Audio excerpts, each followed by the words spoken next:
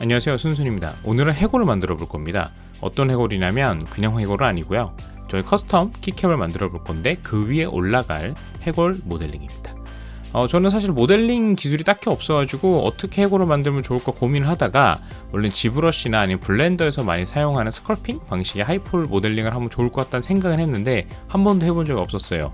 그 다음에 제가 지금 타블렛도 없어가지고 작년에 와컴 인투 3를 팔아버렸기 때문에 제가 갖고 있는 디지타이저는 아이패드밖에 없었는데, 검색을 해보니까 유료 앱 순위에 포저라는 앱이 있더라고요. 이 앱을 통해서 보시는 것처럼 저처럼 특별히 기술이 없어도 1시간 정도 튜토리얼을 보고 얼추 그림을 그린 듯이 개발하니까 해골이 만들어지더라고요. 네, 아주 직관적이고 신기한 세상이라는 생각이 들었습니다.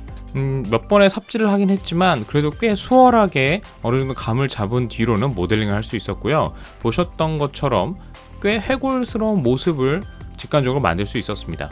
저는 한 2시간 정도 모델링을 끄적거렸던 것 같은데, 원래 실패할 줄 알고 다음에 다시 만들어야 생각을 했었는데, 네, 원래 초심자 행운이라 그럴까요? 처음 만들었던 모델링이 꽤나 제 목표치에 다가가는 것 같아서 이것을 직접 출력을 해보기로 마음 먹었습니다. 조금 팁을 드리자면은 이게 하이폴리곤이기 때문에 실제 출력을 하실 때는 꼭 폴리곤의 숫자를 어느 정도 조정을 해주셔야 됩니다. 저는 처음에는 퓨전 360을 통해서 제가 만들어놨던 키캡 데이터랑 연동을 해서 분리는 해주려고 했어요. 근데 퓨전 360에서 제가 어떻게 폴리곤 데이터를 서페이스로 옮겨야 될지 모르겠더라고요. 그래서 저는 블렌더로 폴리곤 데이터로 데이터를 변경시켜서 분리를 진행했습니다. 지금 보시는 것처럼 적절한 위치, 제가 생각했을 때 해골이 제일 이쁠 것 같은 위치로 트랜스폼을 해주신 다음에 분리는 해줘서 따로 출력을 해주는 형태를 취하도록 했습니다. 실패할 수도 있기 때문에 여러 개를 배치를 하고 슬라이서를 통해서 출력을 진행했습니다. 해골이기 때문에 약간의 미색을 섞은 화이트 베이스의 레진으로 출력을 하기로 했어요. 한 3시간 반, 4시간 정도 걸리길래 출력을 걸어놓고 잠에 들었습니다. 다음날 아침 드디어 완성이 다 되었는데요. 보시는 것처럼 일부 출력이 실패했습니다. 이래서 여러 개를 한꺼번에 출력을 해야 되는 거죠.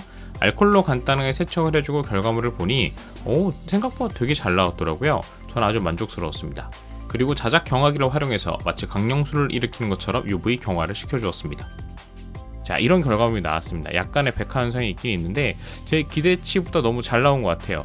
근데 예상치 못했던 문제가, 제가 키크론 K4 키보드를 쓰는데 키캡 사이에 단차가 되게 적다 보니까 안 들어가더라고요. 그래서 물결 표시를 빼주고 넣어주니까 아주 마음에 들었습니다. 때리는 맛이 있더라고요. 그런데 키가 좀 너무 크다 보니까 좀 작은 키를 새로 만들어주기로 마음먹었습니다. 지금 보시는 것처럼 키캡 데이터를 아예 포저에 집어넣어서 그 사이즈를 맞춰가면서 가급적이면 키와 키 사이에 간섭이 일어나지 않도록 모델링을 새로 작업을 해줬어요. 똑같이 슬라이서를 통해서 배치를 해주고 출력을 해봤습니다. 이번에 좀 검은색을 뽑아봤는데 기존 바다는 좀 작아서 전체적으로 해골의 맛은 좀 떨어지지만 조금 더 키캡 같은 녀석이 나왔습니다. 이제 후가공을 해줘야겠죠? 열심히 사포와 물을 이용해서 전반적인 면을 정리를 해줍니다. 노가다 연속입니다. 신경을 많이 쓸 필요가 없어요. 왜냐하면 요즘은 이 LCD 프린터 너무 잘 나오기 때문에 약간의 손질을 해줘도 충분히 쓸만한 결과물이 나옵니다. 자, 이제는 키캡과 그 다음에 해골 바가지를 붙여줄 차례죠. 저는 저의 친구인 강력본들을 이용해서 붙여줬습니다. 역시 이럴 때 순접이 최고죠. 순간접 착지를 이용해서 틈새도 좀 메꿔주고 제가 원하는 대로 키캡들을 만들어 주었습니다. 자, 이제는 간단한 도색을 해보려고 해요. 기본적인 베이스 색깔들 좀 맞추긴 했는데 여러 개 뽑은 김에 좀 다른 느낌도 내보기 위해서 각각 하나씩을 좀 다르게 칠해보도록 하겠습니다. 실버를 먼저 이용하려고 하고요. 그 다음 블랙을 이용해서 좀 더 진한 색을 표현해 주려고 합니다. 신너를 이용해야겠죠? 제가 이거는 사실 서페이서를 3년 전쯤에 사놓은 건데 안 쓰고 있다가 생각이 나서 한번 써봤습니다. 하나는 좀 은색 해골이 됐으면 좋을 것 같아서 이렇게 막 열심히 발라줬고요. 칠하다 보니까 좀 베이스가 검은색도 좀 이쁠 것 같아서 작은 녀석도 은색으로 칠해줬습니다. 이게 좀 더 아무래도 베이스가 검은색이니까 좀 멋있을 것 같아요.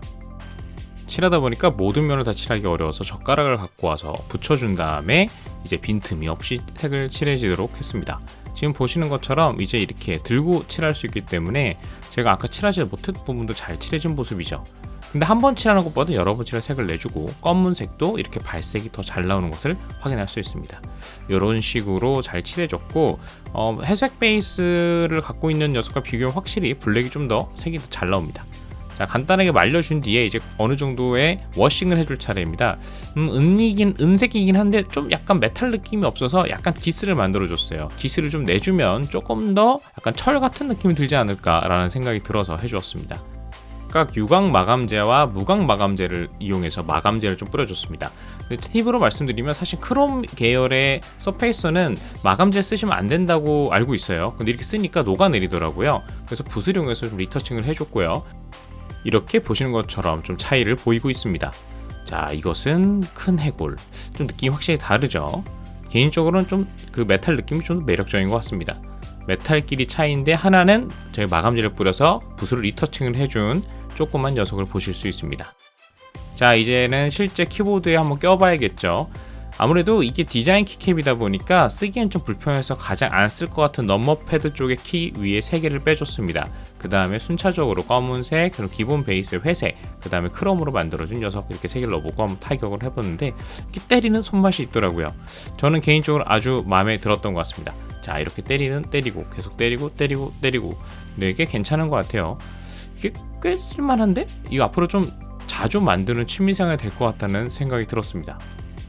자, 이제는 ESC 키를 빼고 제가 집에서 쓰고 있는 키보드는 좀 키가의 간격이 있어서 이게 크게 들어가더라고요. 그래서 한번 넣어봤더니 와, 얘도 이게 좀 무거우니까 좀 더 때리는 맛이 있는 것 같더라고요. 슬로우 모션 한번 때려봤습니다. 야, 참 너 앞으로 이거 좀 쓰면서 고생을 많이 할 것 같은 생각이 드는데요. 네, 흰색도 한번 넣어봤는데 이런 모습이 될 것 같습니다. 야, 이게 때리는 맛이 꽤 있습니다. 이상으로 이번에 직접 만들어본 해골 커스텀 키캡에 대한 제작 및 간단한 사용기를 보여드렸습니다. 레진 3D 프린터를 구매하면서 어떤 걸 만들면 좀 제가 재밌을까 생각을 많이 해봤는데요. 제가 아무래도 키보드를 많이 쓰는 직업을 갖고 있다 보니까 키캡을 한번 만들어 보고 싶더라고요. 그리고 제 예상보다 좀 괜찮은 제품이 나온 것 같아서 개인적으로 참 만족스럽고 또한 잘 사용할 수 있을 것 같습니다. 다음에 또 재밌는 영상을 한번 올려보도록 하겠습니다. 구독과 좋아요도 부탁드릴게요. 감사합니다.